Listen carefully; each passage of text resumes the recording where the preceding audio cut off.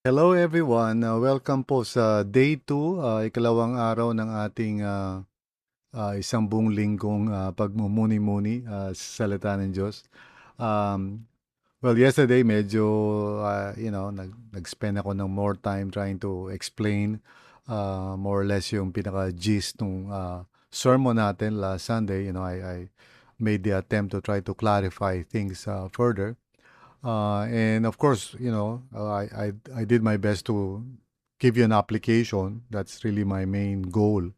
Gusto ko may apply natin yung mga natututunan natin pag Sunday. Kasi minsan, I don't know if you've noticed it, minsan nga nag-overtime pa ako pag Sunday.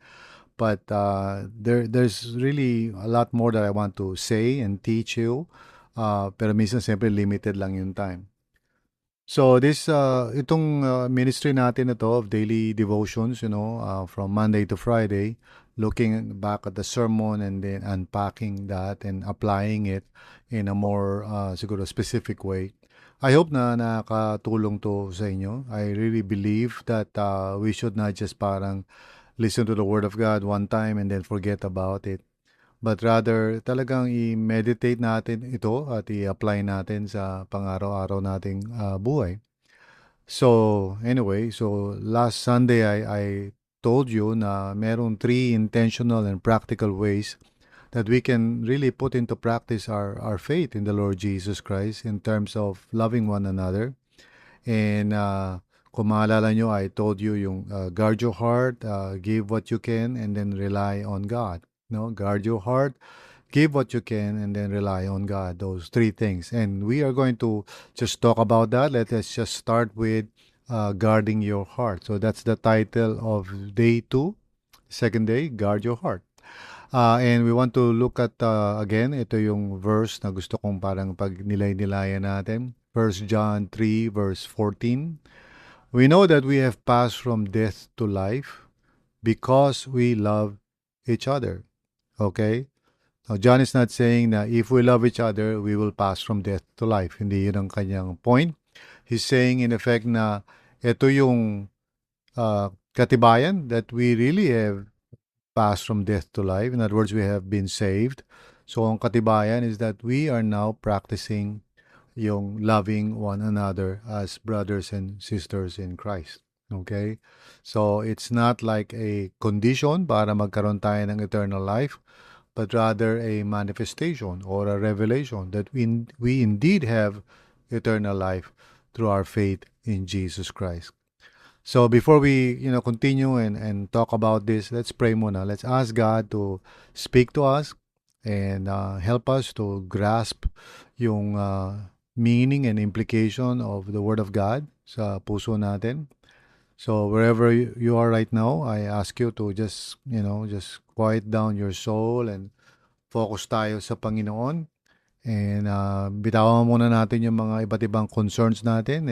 Well, if you're listening to this podcast while driving, I understand that. So pay attention on the road. But if you're just at home or whatever, again, there's no, ano naman, hindi naman tayo legalistic, no? But it would be good if you can just sit down somewhere and just quiet your soul. That would be the best. But if that's not possible, or yung learning style mo, you need to be doing something while listening, okay, it's okay. I don't judge you for that. Anyway, let's pray. Manalangin tayo. So Lord, in your mercy, we come before you once again. We know that, Lord, we can only grow in our relationship with you through the Word of God by your Spirit as you continue to transform us, O Lord, day by day. And we know that, Lord, participating in that process is what you expect from us and what you are asking us to do. So right now, Panginoon, yung scattered thoughts namin, whatever, we just come before you and we just offer everything to you, Lord. We surrender everything to you, Lord God, and we pray na at this time, as we are listening to these devotions, kung saan man ang bawat isa naroroon o ano man yung ginagawa, that we can just be together in the Spirit before the Lord to receive your word for us. This we pray in Jesus' name. Amen. Amen. All right then. So guard your heart, The heart of course is the real you, beyond the externals, beyond, the facade. It's the real person that you are. Doon ang gagaling mga decisions, mga plans. Hindi ito parang yung emotional center lang natin, the way we use heart in the modern sense, 'di ba? But when we speak about the heart, we're talking about the real you deep down where God is, present and engaging with you and speaking with you. At kung saan nandun yung mga purposes and plans mo sa buhay, yung mga choices mo.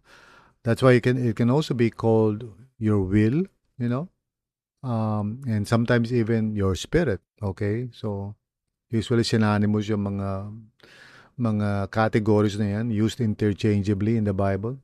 But we'll stick with the heart. Okay, so love is not only about what we do, and of course it involves that, but more than that, it actually starts with the heart. So it actually starts with where you are really deep down, no? Kung saan doon nangyayari yung battle. Doon nangyayari yung mga sino ba ang Lord doon. Okay? For some people, siyempre, yung nagahari sa puso nila is themselves or something else that they love, like money or career or even a person. Well, the Lord wants to, rule as Lord and Savior sa puso natin. He wants us to allow Him to be the one reigning, and for His will to be preferred more than our own wills, okay? For us to desire His purpose because He wants to make all things right, beginning with our hearts. So the Apostle John, in this passage na pinag-usapan natin last Sunday, uses yung storya ni Abel and Cain or Cain and Abel, whichever way you want to refer to that story. So ginagamit niya si Cain as a kind of parang negative example para when we think about it, we would actually think about the positive thing that he wants to say. So parang reverse psychology, telling us something negative in order for us to think about the positive, no? So he uses the story of Cain and Abel as a warning, okay? Si Cain kasi, of course, he was filled with envy and hatred toward his brother, which eventually prompted him or motivated him to kill his brother. So nagkaroon ng first murder, no, sa Bible. And it is found in Genesis 4. Um, the problem, no, hindi lang naman yung murder but how it started, okay? Yung heart ni Cain, okay? Hindi niya nabantayan. Yun yung sinabi ni Lord sa kanya, no? Sin is crouching at the door, okay? You've got to resist that, okay? In other words, the problem was the heart. It's not parang okay yung sacrifices lang or whatever, yung offering, hindi gusto ni Lord. It's really the heart, no, of the matter. There's this song na siguro narinig natin, na yung tungkol sa worship, and it's really all about the heart. I think that's an important thing na kailangan natin unawaan. Anyway, in this case, okay? So magkapatid sila, but Cain's heart has grown cold, no? Nawala ng pagmamahal. And in fact, this is one of the signs of the last days actually. The love of many will grow cold, sabi ni Paul. But anyway, coming back to this story. So, his heart was turned against his brother. Nawala na yung love niya. At eventually, it resulted in an outward action, sadly, na actually ang term ng Bible, like I said, if you remember yung sermon ko, the word murder is actually butcher, parang talagang pinatay niya, So, outward action really is just a manifestation of something that was going on in his heart. In other words, what John is saying, really, it's not just parang wag kang pumatay, but he's saying you've really got to watch out and really guard your heart against the ika nga, the way of Cain, if we may use that term. We may not murder anyone. Thank God for that. Di naman tayo pumapatay and wag tayo papatay, of course. But it all really starts with, the hardness of the heart. Kapag napuno na ng envy or resentment or jealousy, bitterness, anger, and of course, indifference. Yung parang dead man na, wala ka ng pakialam. And once our hearts begin to become calloused, and hard towards others, of course, ultimately, it can result to murder. Pero it doesn't have to. The thing is, kapag napuno na yung puso natin of all these worldly attitudes, kung saan we are no longer concerned about our brothers and sisters in the Lord, doon na nag-uumpisa yung pagkasira ng mga relationships natin. So practically speaking, when we talk about putting our faith into practice, really the very first step is really to guard your heart. Which means na, in application, this really has to do with our daily practice, yung tinatawag nating sacred rhythms. You cannot leave your spirituality to chance. Meaning, sige, bahala na si Lord. Hindi ganun yun. Na parang, okay, I believe in the Lord Jesus. Okay, great. Okay, I love Him. And yeah, that's a good sermon, Pastor Bong. But on a day-to-day basis, parang you are not putting structure in your life to guard your heart. And, I'll be honest with you. If you leave it to chance, chances are your your heart would be compromised. What I mean is this, okay? Yung heart kasi natin, ano yan eh, kumbaga, meron yang plasticity factor, Okay, sorry for the term. Plasticity meaning, nasi-shape yan na-form yung heart natin eh. Okay, so it really depends on what we allow to come inside our hearts, as well as what we allow to come out of our hearts. Okay? In and out yan eh. Okay? So, to guard your heart means to, make sure that by God's grace, you live your life in such a way that your heart is open to the Lord so that He can expose whatever it is that He needs to expose para, we can be aware of it and repent from it. Throughout the Psalms, lagi may prayer nga, purify my heart, O Lord, or search my heart, O Lord. So in other words, we have to live our life in such a way na meron tayong yung tinatawag na trellis. I don't know if you heard of that term. Yung pag nagpa-plant ka ng ubas or any kind of vine plant, kailangan lalagyan mo yan ng parang trellis o yung ginagapangan, di ba? If you just imagine in your mind, kailangan merong gagapangan yung halaman, otherwise kung saan mapupunta yun, di ba? So yung mga nag-grow ng grapes o yung ganun ang kanilang plant, they have to make sure na merong trellis yan. Otherwise, hindi magbubunga na maayos yan. So in the same way, sa buhay natin, guarding your heart means living your life in such a way, may discipline na, okay, I want to make sure that my heart doesn't get filled up with all the garbage in the world, that I would in fact make time and make space for God to fill my heart with His Word, with His truth. So kung nakikinig kayo ngayon sa devotions na ito palagi, that's one way, filling your heart with His Word, filling your heart with His wisdom. And then also watching what comes out of your heart, yung through your speech, and then making that as a prayer platform, pag medyo may lumalabas na mga galit dyan, you come before the Lord and say, God, I just heard words coming out of my mouth na na-shock ako na I would say such a thing.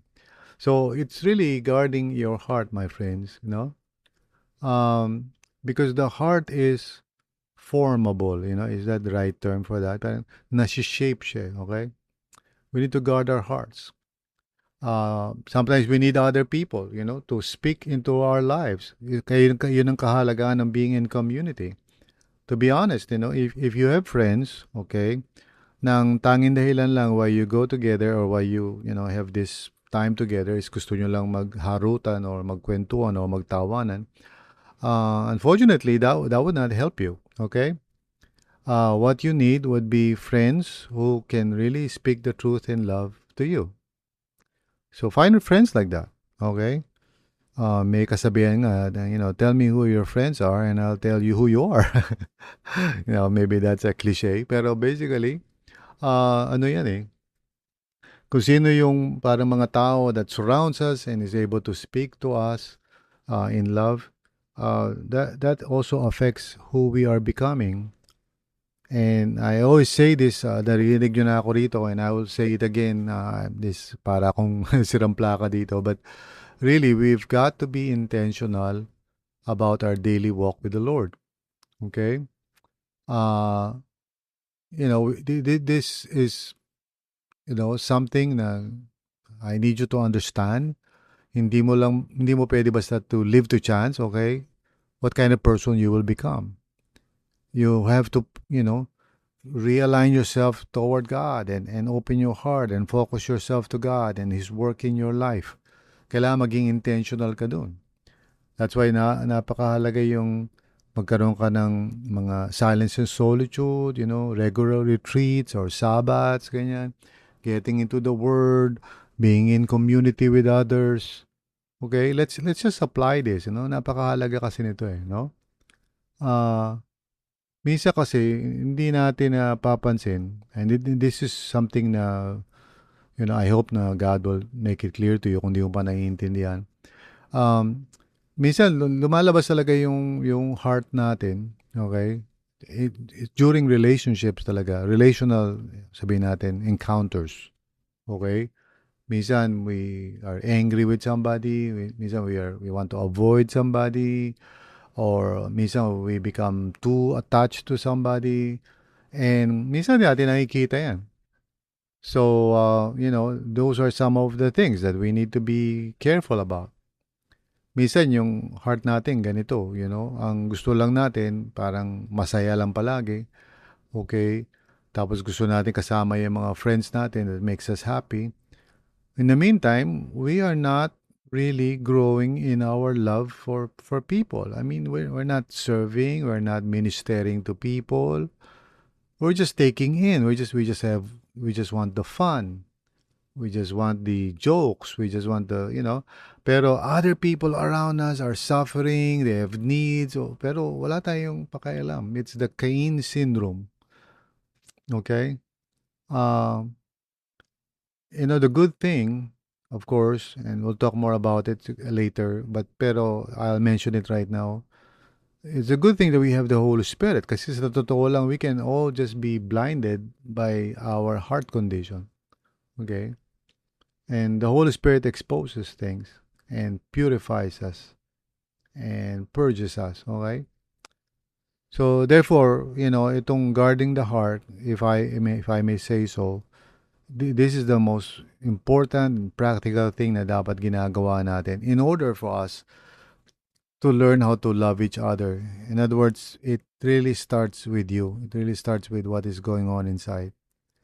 Pag punong-puno tayo ng worldliness and, love of money and pleasure, and we don't take care of our hearts, hindi natin napapansin, our hearts are becoming more and more self-centered and self-focused to the point na minsan yung mga tao sa paligid natin, hindi na natin sila nakikita, wala na tayong malasakit sa kanila, wala na tayong care sa kanila.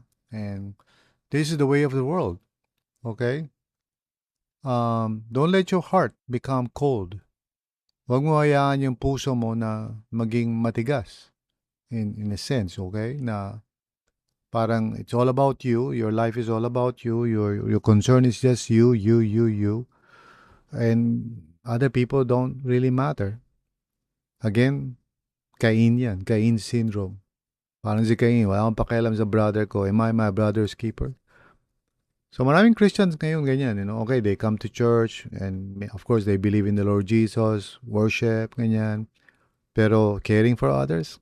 No, busy ako, ang dami kong ginagawa eh. Getting involved in the life of others, maybe in a small group setting or in a community. I know I'm busy. So we need to guard our hearts. It's really where it all starts. Amen? Diyan talaga nag-uumpisa yan. I need to guard my own heart that I do not become parang calloused or indifferent sa ibang tao, that I really don't care about them. And of course, di ko pwedeng pilitin ang sarili ko, no? That's an important thing then to consider. I cannot force myself to love other people. So what can I do? By, practicing a daily rhythm of opening myself to the Lord in prayer and in surrender. My hope palagi is that God would fill me with His love and with His presence, so that by His grace and mercy, I would learn how to really think of other people also, not just myself. I would learn to live a life of love. I cannot do it on my own, okay? I cannot force myself. But the more that God fills me, the more that His presence is in my life, the more na I would be able to really think of other people also. Okay? So once again, to be practical about it, yung life natin, bantayan natin sarili natin because really, yung heart mo is related to your daily practices. Okay? Yung tinatawag na sacred rhythms. Withdrawing from the crowds and being in God's presence. Making time to listen. And not necessarily quiet time. It goes beyond quiet time. It's just being attentive to the presence of God. Our hearts need to be guarded. Amen. We cannot let the world shape our hearts. And it can, of course, if we are not careful. May mga Christians na nagiging hard-hearted. Tunay naman silang Christian. I mean, they believe in the Lord. There's no question about that. Pero the way they live their lives, no love. No love for others. It's just, sige, I just want to take care of myself, do my own thing, be happy. I don't care about other people. So, that's really a sad thing. Kasi, pumasok na sa puso si Cain. Yun ang wag nating hayaan mangyari. Amen? So, ask God. Mag-pray ka. Lord, what's going on in my heart? Be honest. Even today, pagkatapos itong devotions na to, spend time and just be honest, Lord. Search my heart and see if there's any unrighteous way in me, any practice that is actually poisoning my heart. Lord, help me to know what's going on in my own heart. And I believe na kapag pinag-pray natin yan and we are truly sincere, then God would really answer our prayers. He would show us who we are and who we are becoming. Amen? Again, this is not guilt trip or anything. I just want to be straightforward to each one of you na nakikinig. If you don't guard your heart, it's just a matter of time. Na mangyayari is you may have the right beliefs in your head, but if your heart is no longer soft toward God and toward other people, then what you have is a binary situation. You have right doctrine, but your life does not reflect it. Amen? So sabi ko sa inyo, magkasama yan. To believe in Jesus Christ is to learn how to live a life of love by the grace of God. Muli, it can be a process. It is a process, in fact. For others, it may be a difficult process. But God's grace is always available. Whether hard or easy or whatever, whether short or long, if we just say, Lord, I want to learn how to love others, then God will guide you through the process. Amen? So maybe there's going to be some deliverance muna, some forgiving na kailangan gawin, surrendering mga hurts natin in the past. Maybe kailangan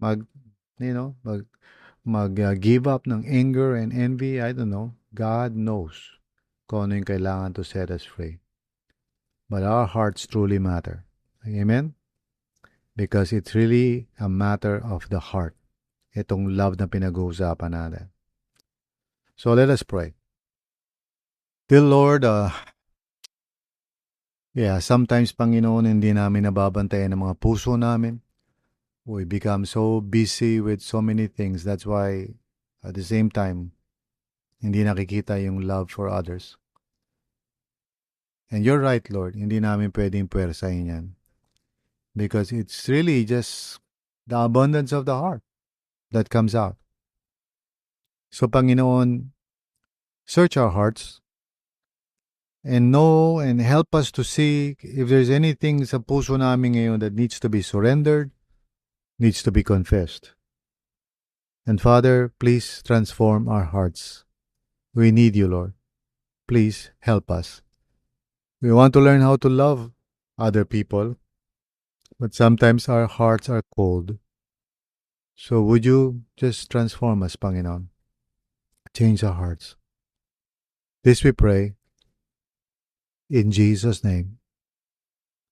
Maraming salamat, Panginoon. Amen and amen. So, mga kapatid, I hope you don't mind. Medyo mahaba tayo ngayon. The second day na natin, mahaba tayo. According to my clock here, I'm already at the 26-minute mark. So I'll end it now. Basta the point is, please, guard your heart. Practice the daily disciplines of faith.